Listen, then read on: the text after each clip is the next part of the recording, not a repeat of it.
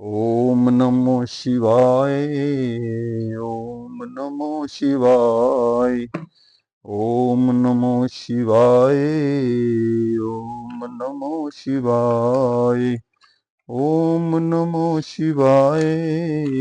ओम नमो शिवाय। ओम नमो शिवाय। ओम नमो शिवाय। हे भक्तजन, मैं आपको शिव महापुराण के आज 16वें अध्याय का माहात्म्य सुनाऊंगा, जो गुण निधि के ऊपर पिता का कोप है। 16वां अध्याय। ओम ब्रह्मा जी ने कहा, हे नारद, जब भी गुण निधि का पिता अपनी पत्नी से पुत्र के विषय में पूछता, वह इसी प्रकार टाल दिया करती थी। इस प्रकार यज्ञदत्त अपने पुत्र के अवगुणों को न जान सका। वह बहुत दिनों तक इसी प्रकार दुष्कर्म करता रहा। जब उसकी अवस्था 16 वर्ष की हुई, तब उसका विवाह कर दिया गया। पत्नी भी पतिव्रता, शीलवती एवं सर्वगुण संपन्न मिली। गुण निधि को ऐसी पवित्र पतिव्रता पत्नी प्राप्त हुई, फिर भी वह अपनी कुसंगति एवं दुष्कर्मों को न त्याग सका।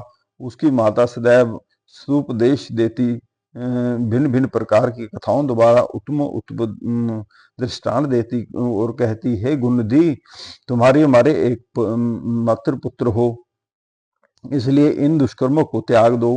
तुम्हारे पिता अत्यंत क्रोधी प्रकृति के हैं। वे अभी तुम्हारे अवगुणों को नहीं जानते हैं, क्योंकि मैंने बहुत पूछने पर भी उन्हें नहीं बताया। इसलिए तुम अभी तक उनसे निर्भय हो। यदि किसी दिन उन्हें इन कर्मों का पता चल गया, तो वे मुझे और तुझे दोनों को दंड देंगे। इससे यही उत्तम है कि तुम उन्हें पता लगने से पहले ही तुम कुसंगति को त्याग दो, सत्कर्म करो। हे पुत्र, तुम्हारी पत्नी बुद्धिमान, महारूपवती तथा उच्चकल की है। उसी प्रकार तुम भी गुणवान और उच्चकल के हो। ऐसी पत्नी के साथ सुख से अपना जीवन व्यतीत करो।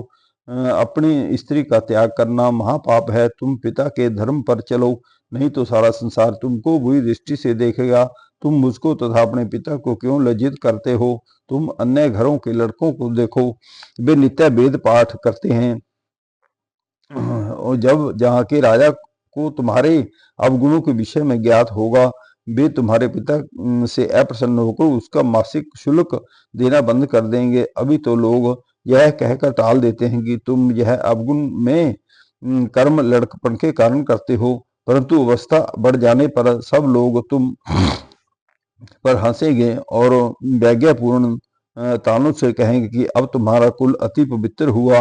वे तुम्हारे पिता की निंदा करेंगे। इन्हीं प्रकार सब कारणों से तुम्हारे पिता नरकगामी होंगे। सब लोग इसका दोषी मुझे ही ठहराएंगे। वे कहेंगे कि इसी ने पाप कर्म से गर्भ धारण कर ऐसा पुत्र उत्पन्न किया, क्योंकि तुम्हारे पिता निष्पाप हैं। वे वेद एवं धर्म शास्त्र के ज्ञाता हैं।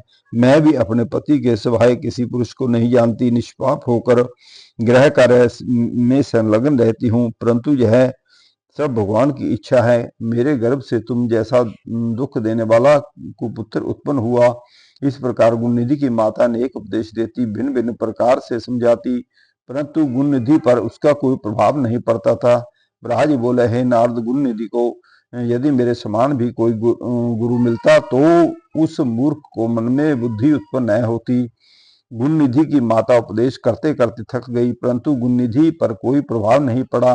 वह सदैव जुआ खेलता, चोरी करता, मदपान करता, वैश्यों के साथ भोग करने में अपना समय व्यतीत करता। इस प्रकार उसने कुछ ही दिनों में पिता का धन चुरा लिया, भोग और वैश्यों पर खर्च कर डाला।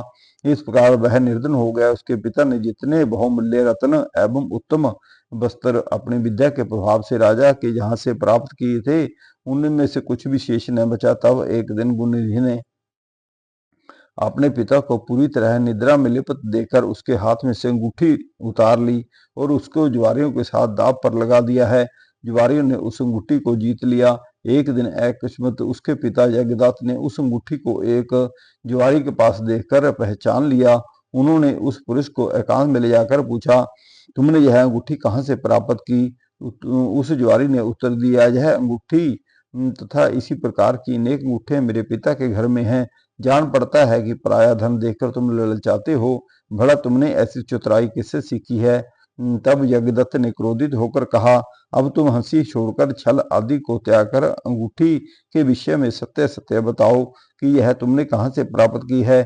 मैंने इसे राजा से प्राप्त किया है, अंत तुम इसे नहीं ले सकते। इस प्रकार जब उन्होंने दृढ़ता से जुआरी से पूछा तो उसने यह सत्य बात उनको बता दी। उन्होंने कहा कि तुम मुझको डराते धमकाते क्यों हो? मैंने कोई चोरी नहीं की है। यह क्या है कि बहुत ही वस्तु मैंने तुम्हारे लड़के से जुए में जीती। अनेक रत्न, सोने चांदी के भूषण, पीतल तांबी आदि के बर्तन जो तुम्हारे घर में थे, हम लोगों ने वे सब तुम्हारे लड़के से जीत लिए हैं। वह केवल जुआ ही नहीं खेलता, अपितु चोरी तथा वेश्यागमन भी करता है। जुआरी के ऐसे वचन सुनकर यज्ञदत्त को बहुत आश्चर्य हुआ। वे कपड़े से अपना मुंह लपेटे शोक रुदन करते हुए अपने घर आए और अपनी स्त्री से बोले, हे गुन्नू जी कहाँ है? मेरी अंगूठी कहाँ है? उनकी स्त्री ने यह सुनकर भयभीत हो बड़ी चतुराई से उत्तर दिया, इस समय मैं अनेक कार्यों में व्यस्त हूँ। तुम्हारा भी यह पूजन का समय है। मुझे तुम्हारे प्रेमी अतिथियों का भोजन बनाना है। मैंने अंगूठी को किसी स्थान पर रख दिया है, परंतु इस समय स्मरण नहीं है। जिस समय इन कार्यों में अवकाश पाऊंगी उस समय तुम्हारी अंगूठी खोज कर दे दूंगी। जगदत्त यह सुनकर क्रोधित होकर बोले, हे कपूत की माँ, छल वार्ता में चतुर, मैंने जिस दिन भी तुमसे यह पूछी गुणनिधि कहाँ है, तभी तुमने यह उत्तर दिया कि वह अपने साथियों सहित विद्यापन के लिए पाठशाला गया है। अच्छा, यदि अंगूठी नहीं मिलती तो अन्य वस्तु मुझे लाकर दिखाओ। अब तुम पुत्र मोह को त्याग दो, क्योंकि कुपुत्र किसी प्रकार का सुख नहीं पहुंचा सकता।